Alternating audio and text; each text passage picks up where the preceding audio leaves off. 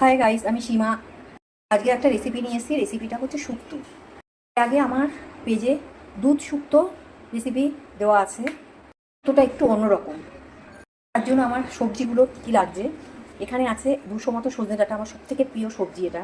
আর এখানে আছে বড় সাইজের একটা মিষ্টি আলু, এখানে বড় সাইজের একটা এমনি আলু নিয়ে নিয়েছি। আর এদিকে মানে একটা পেঁপের 6 ভাগের 1 ভাগ নিয়েছি। কাঁচা কলা নিয়েছি। আর অর্ধেকটা বড় বেগুনের অর্ধেকটা বেগুন এভাবে আমি কেটে নিয়েছি। 150 মতন উচ্ছে, পরিমাণ মতন একটু আদা নিয়ে নিয়েছি, কেন শুক্তোতে আদা না দিলে ঠিক একটা ভালো লাগে না। 150 গ্রাম মতন বিউলি ডালের বড়ি নিয়েছি। শুক্তোর যে মশলাটা লাগবে সেই উপকরণগুলো দেখাচ্ছি। দেখো, এখানে আছে 1/2 চামচ মতন পাঁচফোড়ন, 1 চামচ মতন সাদা সর্ষে। আমার কালো সর্ষেটা নেই, তোমাদের যদি থাকে তোমরা কালো সর্ষেটাও ব্যবহার করতে পারো। 1 চামচের কম রাঁধুনি, তেজপাতা। এদিকে দেখো, গ্যাসের ফ্লেমটা অন করে কড়াইটা বসিয়ে দিয়েছি, গরমও হয়ে গেছে। এবার আমি যে মশলাগুলো দেখালাম সেগুলো আমি শুকনো খোলায় একটু ভেজে নেব। সুন্দর গন্ধ বেরিয়েছে। ও কড়াইতে পরিমাণ মতন তেল দেবো, কেন বড়িগুলোকে ভেজে নেব। বড়িগুলো ভাজা হয়ে গেছে, এবার আমি উঠিয়ে নেব।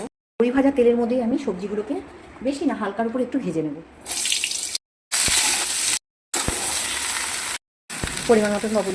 ভীষণ পছন্দের এই শুক্তোটা আমার রেখে, কেন যেহেতু অল্প তেলগুলো দিচ্ছি। আমার সবজিগুলো ভাজা হচ্ছে, এদিকে আমি একটা মশলা তৈরি করে নিই।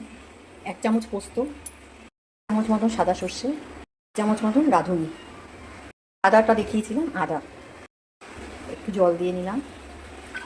জলের জায়গায় টক দইটাও অ্যাড করতে পারো। ভাজাটাকে আমি নামিয়ে নেব। তেল দিয়ে দিলাম, দুটো শুকনো লঙ্কা। শুকনো লঙ্কাটা ফোড়নে দিলাম ঠিকই, কিন্তু আমি উঠিয়ে নেব। এটা শুক্তো, এর মধ্যে ঝাল যায় না। আর 1/2 চামচেরও কম মেথি ফোড়নে দিলাম। সজনে ডাঁটাগুলো আমি ওর মধ্যে দিয়ে দিই, কেননা গলে যাবে, এটা নরম জিনিস, ওর জন্য।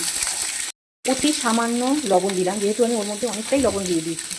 এবার যে মশলাগুলো পেস্ট করলাম ওগুলোকে দিয়ে দিলাম, সবজিগুলোকে এর মধ্যে দিয়ে দিলাম। সবজিগুলো আমার মোটামুটি সবই সেদ্ধ হয়ে গেছে ভাজতে ভাজতে। এবার একটু গরম জল ছিল, ওটাকে আমি দিয়ে দিলাম, একটু এটা দিয়ে ঢেকে দিলাম। এবার বড়িটাকে আমি দিয়ে দেবো। ভেজে রাখা যে মশলাটা ওটা আমি দিয়ে দিলাম। মতো গুড় দিয়ে দিলাম।